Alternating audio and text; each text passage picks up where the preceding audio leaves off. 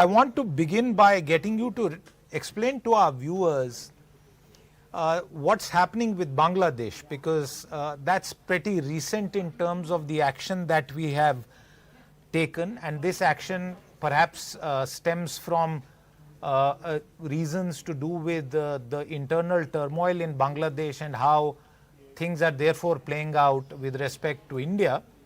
But I wanted you to explain to our viewers, as far as the trade curbs that we have imposed on Bangladesh, what are they really and what kind of impact are they likely to have?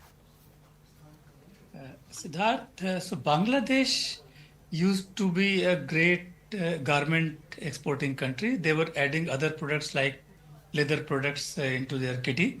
But somehow, since the last power shake-up, the religious elements they have taken up, and they are being taken advantage by many countries. Are happening in the, and one of them is to have a hardline approach against India. Without any provocation, Bangladesh has prohibited imports from India of many things, and they do it regularly. So, as a response, India took a very calibrated approach. So, India did not prohibit any of the imports from them. We wanted to just give them a teaser. So, we said, okay, they cannot come through the land route, and you please, if you want to ship to India, you ship through the sea route. So, everything can come still. Nothing is stopped, but they stopped many of our things, and we are just reacting a disproportionately lower level because we know that they rely on us. We had great relationships with them, and so India's response is calibrated at a lower end deliberately. There were some reports, Mr. Srivastava, that suggest that Bangladesh, the impact in terms of export and export potential would be to the tune of almost 700. We only did that calculation. It's very easy. You know, most of the imports, for example, last year we imported $660 million worth of garments from them. Most of these big brands you hear of, H&M, Zara, etc., Primark, etc., they all make in Bangladesh. They export to world over, and many of they end up into our malls also. And that's all right. It's all legal.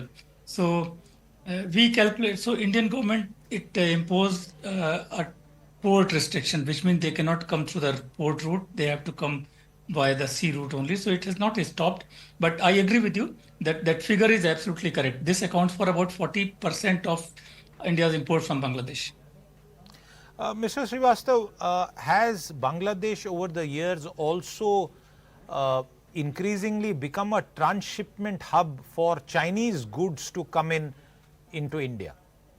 See, legally, it's not allowed.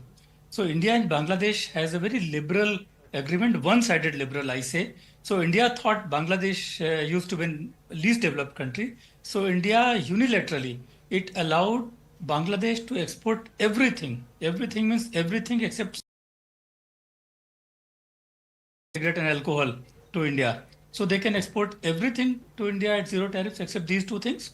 And they are taking advantage of that. So they buy fabric from China, they convert it into garments, and they export to India. Their major exports is garments, nevertheless. But this transshipment, that may be happening on a very small scale because Bangladesh is a competent garment exporter. They are doing that. If the